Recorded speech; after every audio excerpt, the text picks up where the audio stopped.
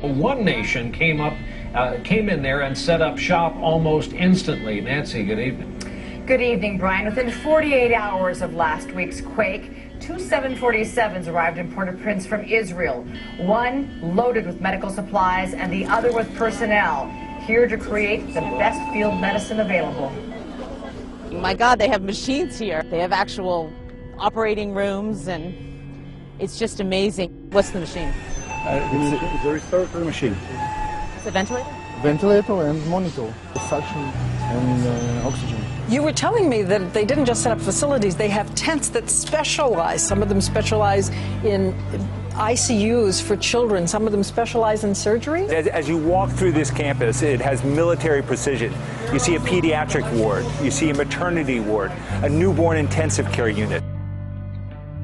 Israel as a state has taken a strategic decision to send humanitarian help to any place in the world that needs us and wants to accept us. And when the nation takes a strategic decision like that, the organization is very quickly. And along with that goes the devotion that characterizes the people that take the role of fulfilling this mission.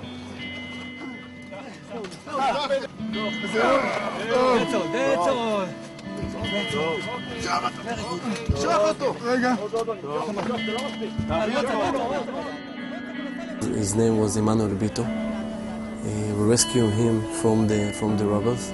Something like between us to him, it's something like 6 or 7 meters of robbers and trash and material that it takes us something like 7 or 8 hours to bring him from the rubble. You bring the man his life again, but you know that without you, most probably I think that he'll never survive.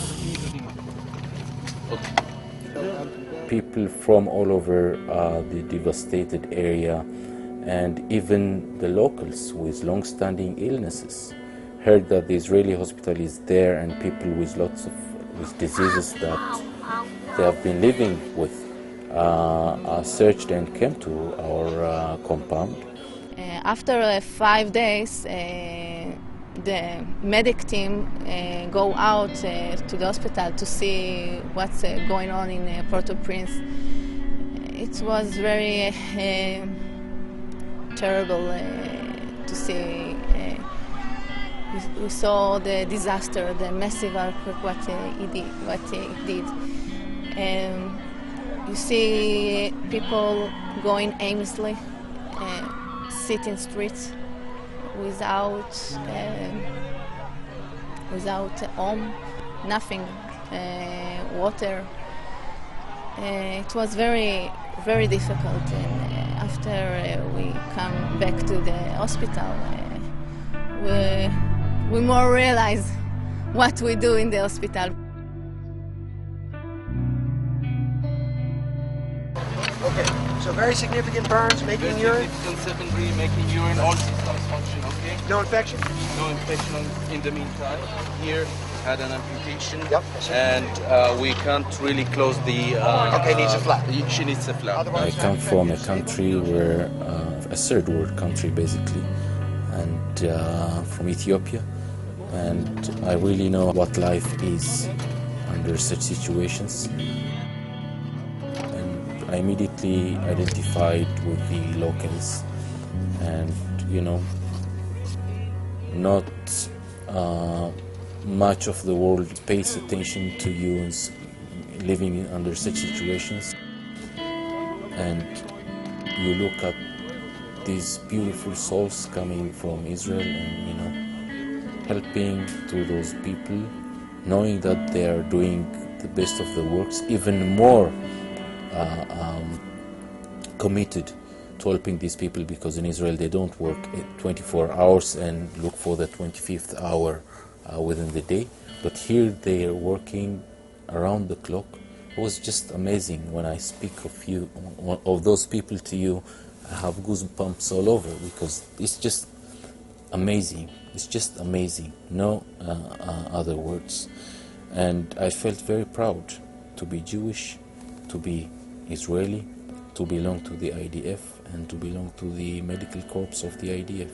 המשלחת של צה"ל, של מדינת ישראל, הצליחה להציל 1,111 אנשים. כל 1,111 אנשים שנכנסו לבית החולים, ושאותם חילצנו מתחת ההריסות, אלה היו אנשים שאלמלא היינו מגיעים לשם היו מתים. עכשיו, כמה זה 1,111 אנשים ליד 300,000 הרוגים, זה כל אחד יכול לבחון ולומר. אנחנו הולכים לסוף העולם גם כדי להציל בן אדם אחד. כל מי שהיה שם, הרגשתי איזושהי תחושת שליחות מיוחדת שכל אחד הרגיש, וזה מה שגרם בסוף להצלחה של המשלחת.